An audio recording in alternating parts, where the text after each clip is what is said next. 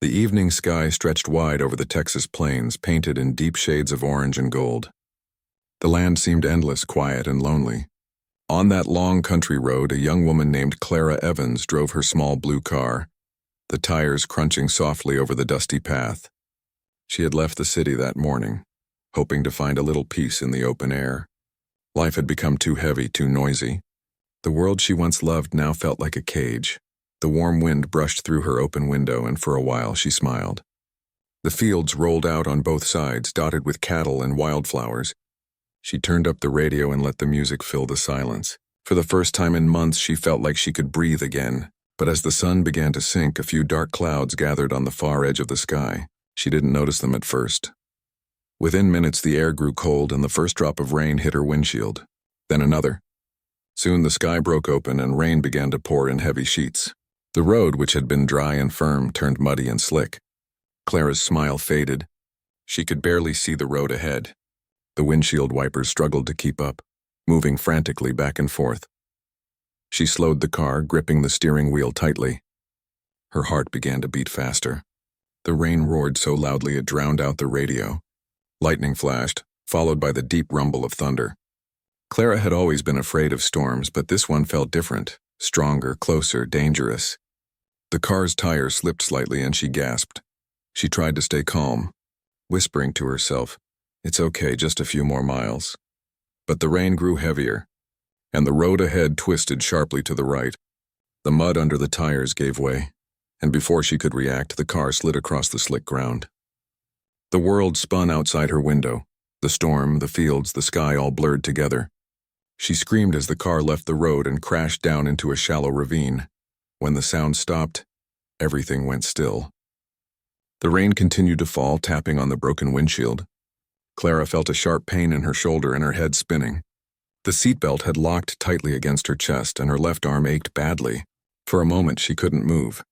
She looked around, trying to understand what had happened. Her car was half buried in wet grass and mud.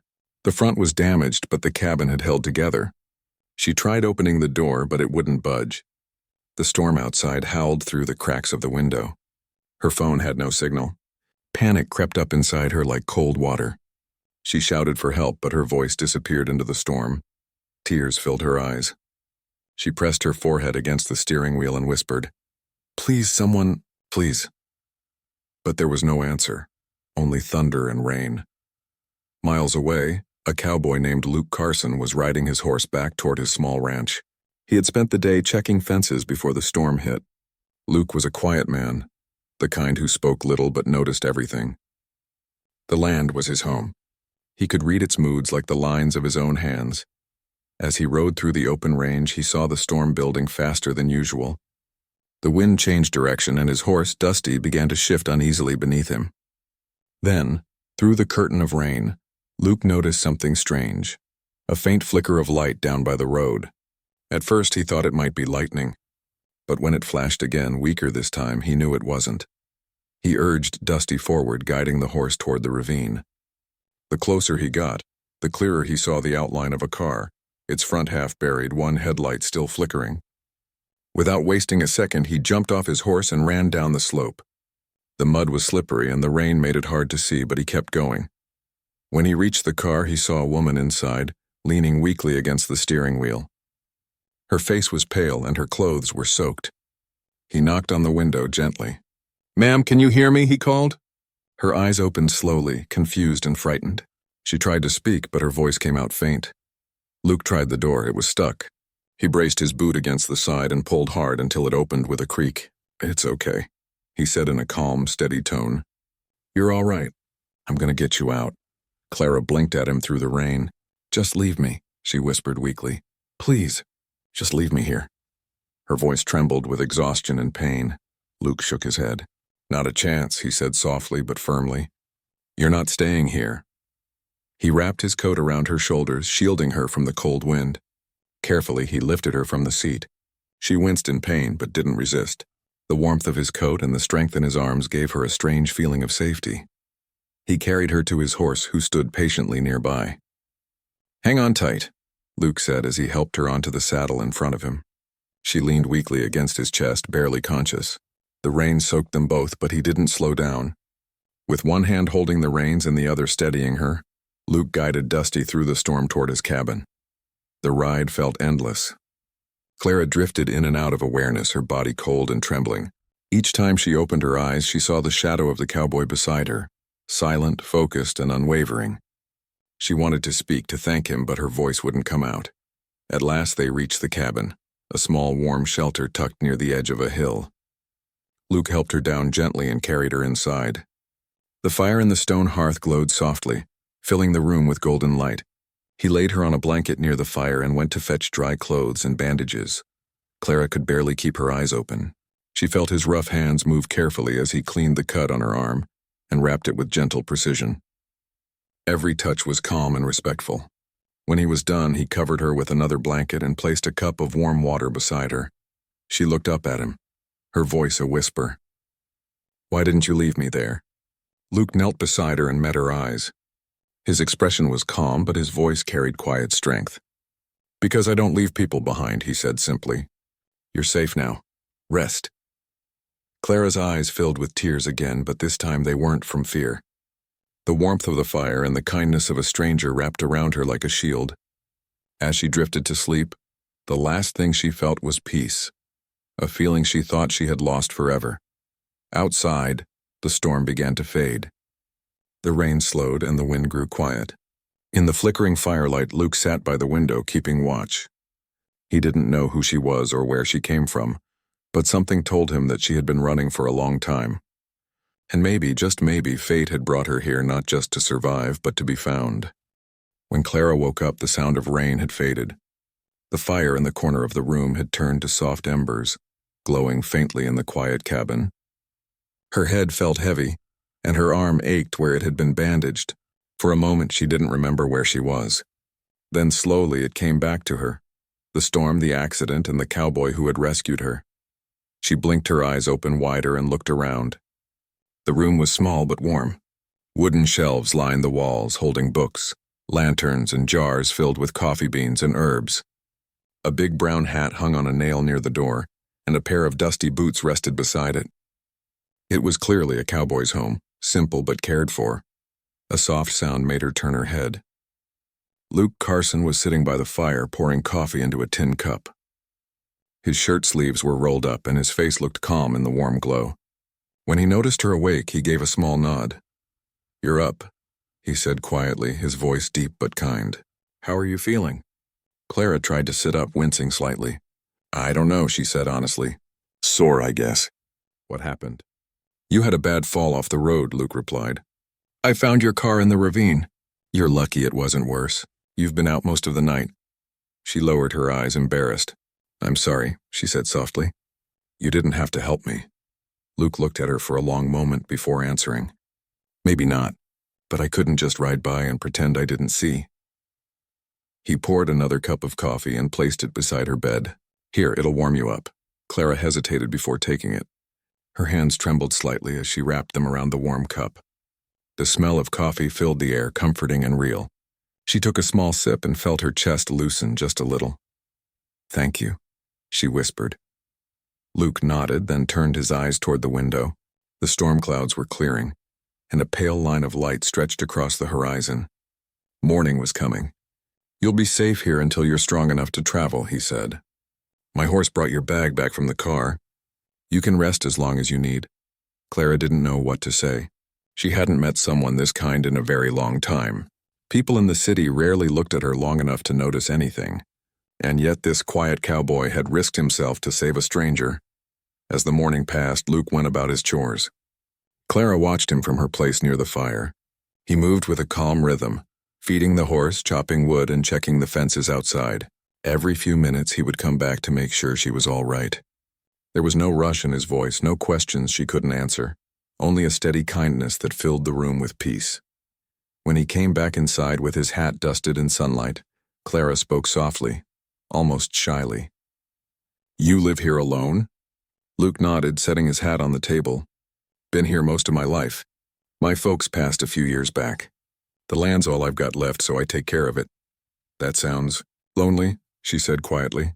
He smiled faintly. "Sometimes, but the land keeps me busy. and it doesn't lie to you." His words stayed in her mind long after he said them. There was something about him, something strong but gentle. She found herself wanting to ask more, but she stopped. She wasn't ready to talk about herself yet. Later that day, Luke made soup for them both. It was simple, just potatoes, carrots, and a bit of beef. But to Clara, it tasted like warmth itself. She hadn't eaten a home-cooked meal in months. When she finished, she looked around the small cabin again. "You really did all this alone?" she asked. Luke nodded. "Every wall, every nail. This cabin was half falling apart when I got it. I fixed it up slow, one piece at a time." He looked at her, his blue eyes steady. "Kind of like people. You fix one part, then another, until you start to feel whole again." The words touched her deeply. She looked down at her hands and stayed quiet for a long moment. Finally, she whispered, "I don't think I can be fixed." Luke didn't argue. He just said softly, "You'd be surprised what time and a little kindness can do." That night, as the stars filled the sky outside, Clara couldn't sleep. She lay awake on the soft blanket he'd given her, listening to the sounds of the night, the crickets, the wind through the trees, the faint creak of wood as the fire dimmed. Her mind wandered back to the life she had left behind. The city lights, the long days of pretending she was happy, the people who smiled to her face but never truly cared.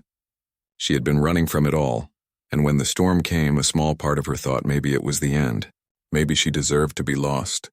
But Luke's voice still echoed in her mind. "Not a chance, ma'am. You're coming with me." There had been something in his tone, not pity, not command, but belief. A belief she hadn't felt in herself for a very long time. In the morning, she woke to the smell of fresh bread and the sound of birds. Luke had already been up working outside. When he walked in, she smiled slightly. "You wake up early," she said. He chuckled softly. "The land doesn't wait for anyone. You learn to move when the sun does." She sat up, feeling a little stronger. "You don't have to keep taking care of me," she said. "I don't want to be a burden." Luke looked at her seriously. "You're not a burden.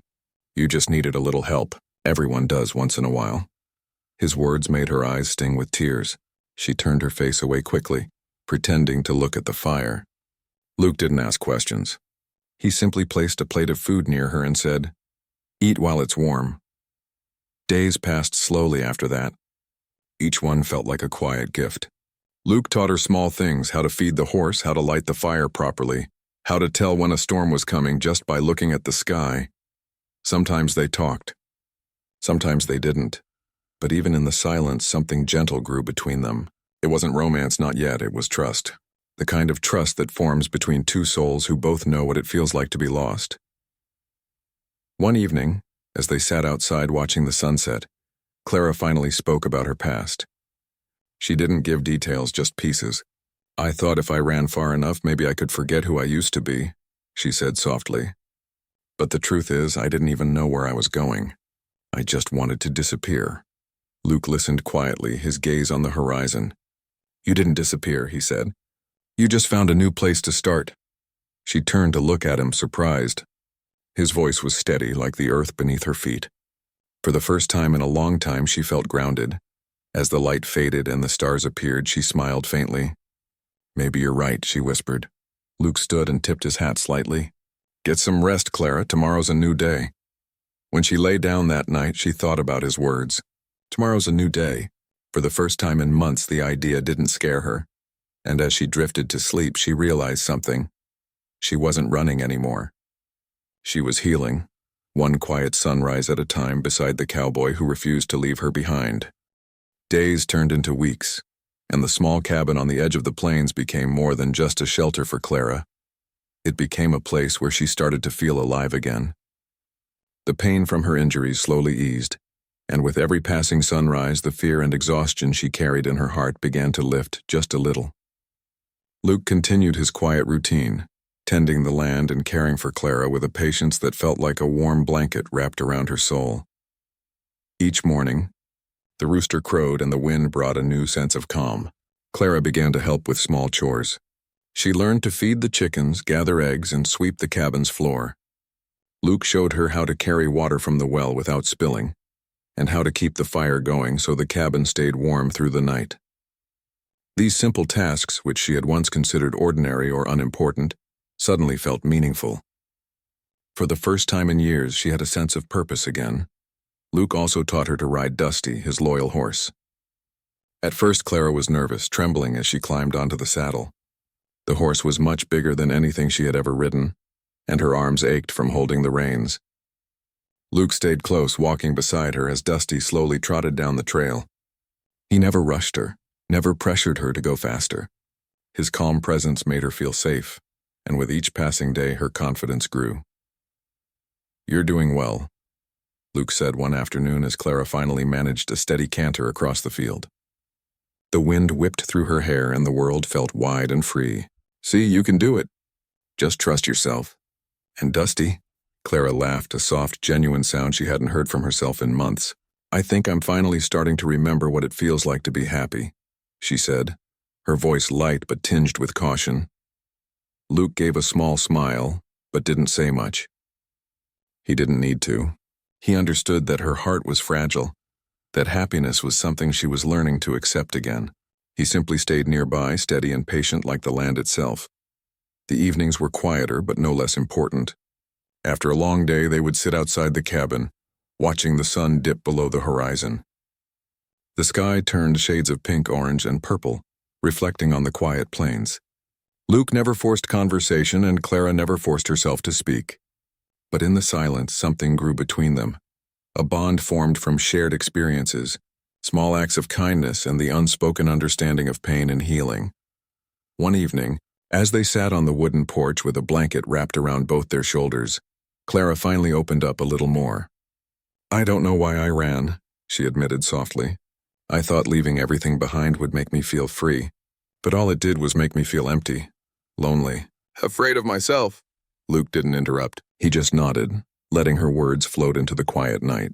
"It's not easy to leave the past behind," he said finally.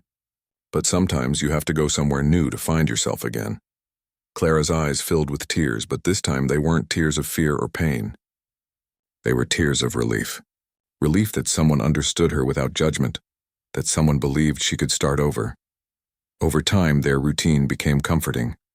Luke continued his work on the land, fixing fences, tending the crops, and taking care of the animals. Clara helped as much as she could, learning more each day. And each time she struggled or stumbled, Luke was there, not to scold or criticize, but to guide her gently back onto her feet. The physical work also helped her heal emotionally. The fresh air, the rhythm of the chores, and the connection with the land gave her a sense of strength she hadn't felt in years. She found herself smiling more, laughing at small things, and even humming songs she had forgotten she loved. Luke noticed these changes too, but he never commented on them. He simply continued to be there, steady and quiet, a constant in a world that had once been chaotic and harsh for her. One morning, as they worked together repairing a section of fence, Clara paused to look at Luke. "You're always so calm," she said, her voice tinged with curiosity. "Even when things get hard, you don't seem worried." Luke wiped the sweat from his brow and shrugged. "The land teaches you patience," he said simply. "Things take time. People take time. You can't rush either one. You just keep going, and eventually it all falls into place." Clara considered his words carefully. There was a quiet wisdom in him, a sense that life didn't need to be hurried, that healing wasn't a race. She realized that for the first time in years, she didn't feel the constant pressure of fear or the weight of her past. She could breathe, she could move, and she could begin to trust herself again. Evenings were sometimes filled with laughter. Luke would tell her stories of life on the ranch, funny memories from his childhood, the mischief of his animals, and tales of storms he had weathered before. Clara listened, occasionally interrupting with questions or comments, and each time the laughter that followed felt genuine. It was a feeling she had forgotten, a lightness in her chest that she hadn't thought possible. But not all moments were easy. Sometimes memories of her past came back uninvited. She would wake in the middle of the night, heart racing, and for a moment the fear would return. On those nights, Luke would quietly sit beside her, holding a warm cup of tea or simply sitting in silence until the storm inside her had passed. He never asked her to talk before she was ready. He simply offered presence, and that was enough. Slowly, Clara began to see that Luke was different from anyone she had ever known. He didn't try to change her, didn't demand anything from her. He was steady, kind, and patient. His strength was quiet, not loud or boastful, and it made her feel safe in a way she hadn't felt in years. She started to realize something important, that healing didn't mean forgetting the past. It meant learning to carry it without letting it define you, and with Luke by her side, she could begin to do that. One sunny afternoon, as they sat on the porch drinking lemonade, Clara spoke softly. I think I'm ready to stop running," she said, her eyes fixed on the horizon. Luke looked at her carefully, then nodded. "That's a good start," he said. "The first step is always the hardest." Clara smiled faintly, feeling a warmth spread through her chest. For the first time, she didn't feel like a lost girl. She felt like someone who could begin again, someone who could trust in life and in people once more. As the sun dipped low and the sky turned golden, she leaned back against the railing and felt the cool breeze on her face. The land around her stretched endlessly, open and free, just like the life she had begun to reclaim. Luke stood nearby, quietly observing, his presence steady and comforting. In that moment, Clara realized that she was no longer just surviving. She was living, and she had someone by her side who would never let her face life alone. She closed her eyes, feeling the sun on her face and the gentle rhythm of the plains around her. For the first time in a long time, she believed that she could be happy again, and maybe, just maybe, that she could belong somewhere, with someone who truly cared. Clara's days on the ranch had become peaceful, almost predictable. The mornings brought soft sunlight over the fields, the afternoons passed in the rhythm of chores, and the evenings were spent beside the fire or on the porch watching the sunset with Luke. Slowly, she had begun to trust herself again, and even more slowly, she had begun to trust him. Yet beneath the calm, a small, persistent shadow of fear lingered. She had been running for so long that the idea of stopping, of staying in one place, scared her. It wasn't the land or the cabin that frightened her. It was the past she had tried to leave behind. Memories of her old life, of people who had hurt or disappointed her, haunted her still.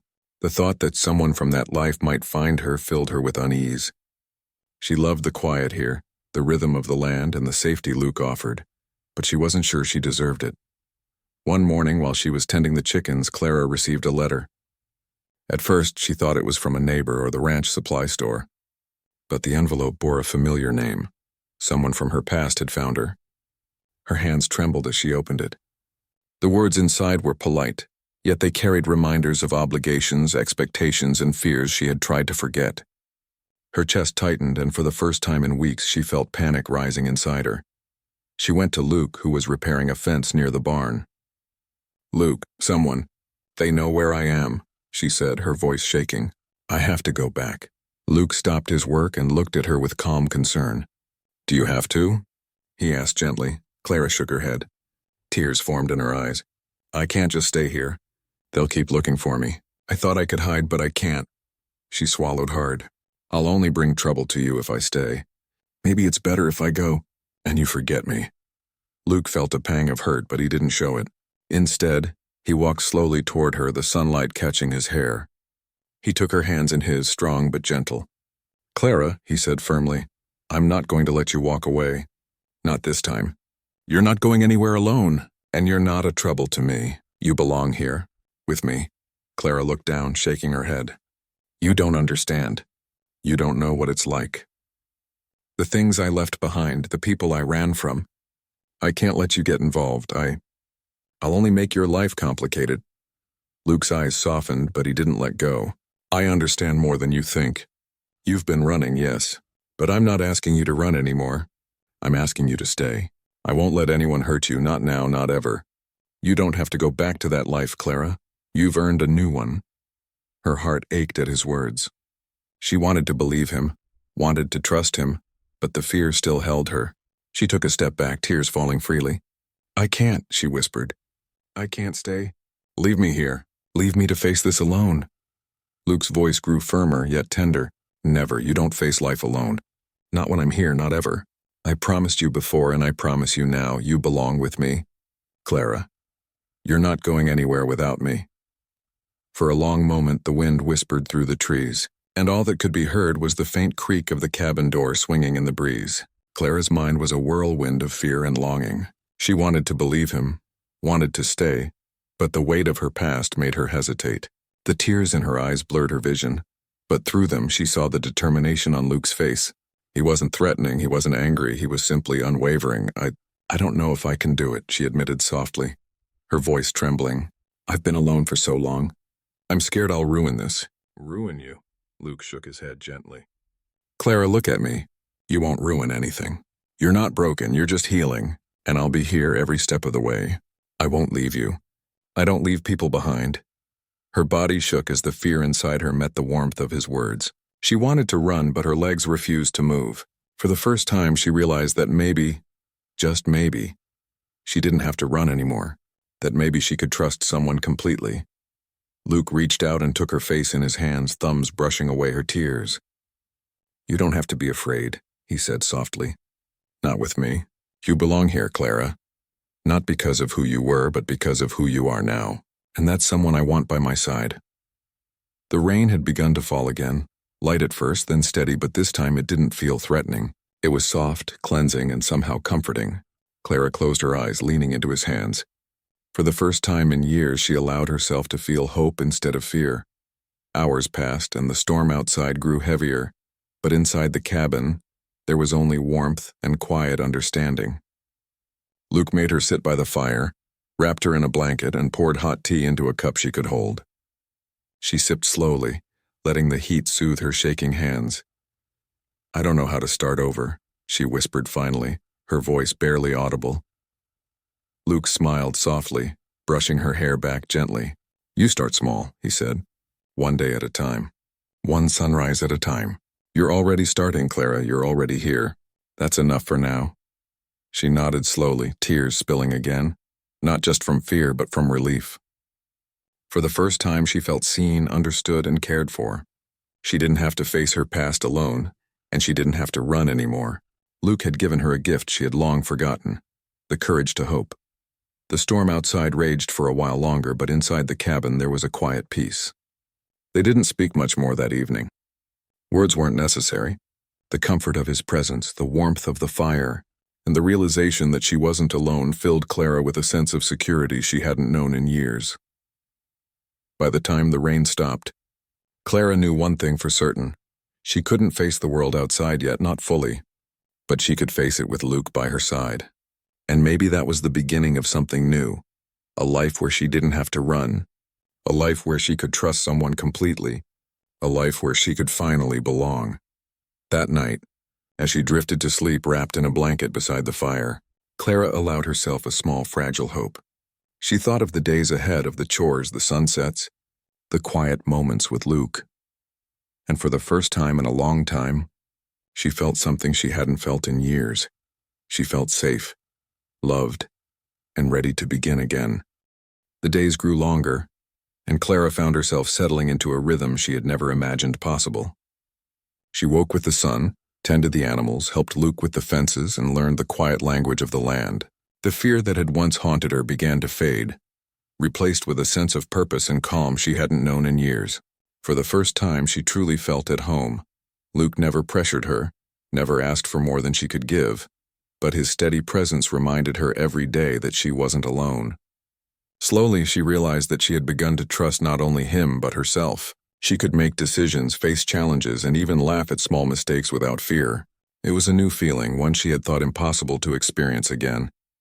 One morning, they rode dusty through the fields. The air was crisp and fresh, and the horizon stretched endlessly.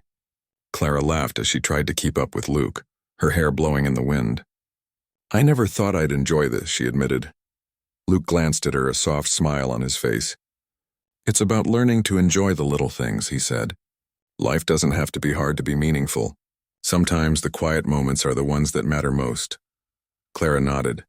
Thinking of the weeks she had spent running and hiding, she realized that those days were behind her. She no longer wanted to run. She wanted to live, to embrace the life that Luke had shown her was possible. As they returned to the cabin, Clara felt a strange mix of happiness and nervousness.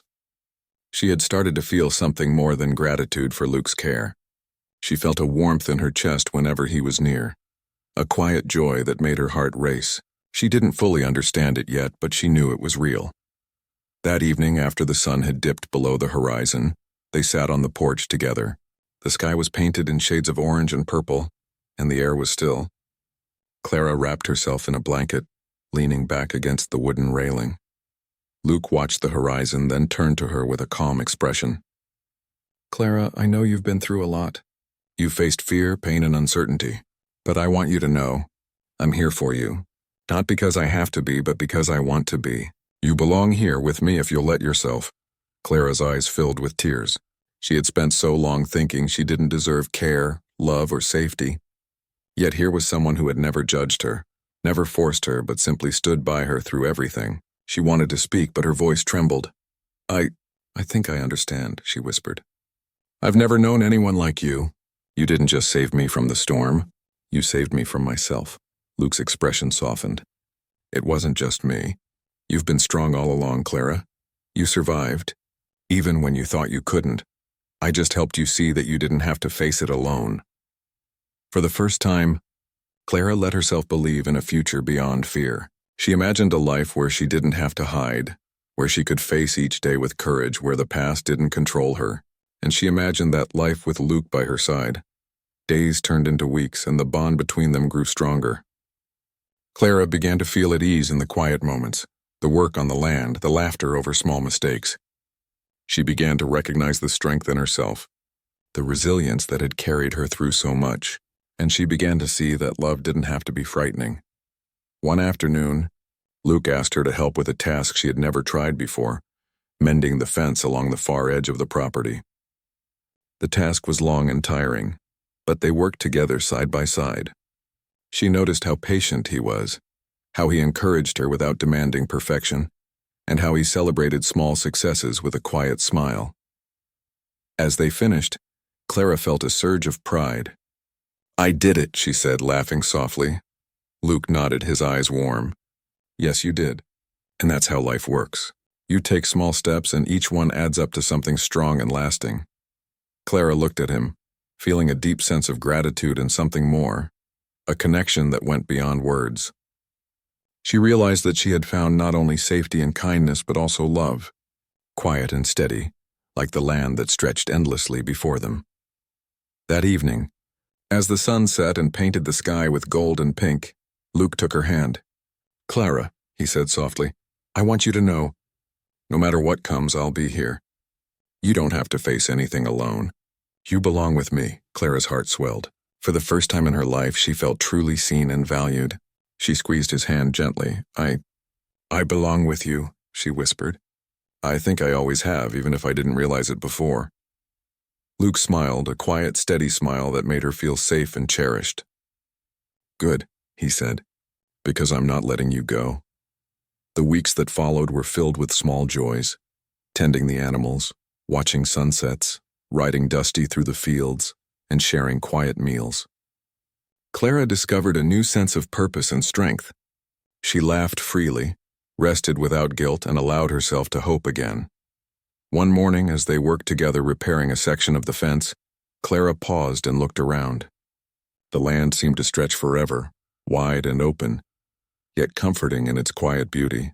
She realized how far she had come, from a woman running from fear and pain to someone ready to embrace life fully.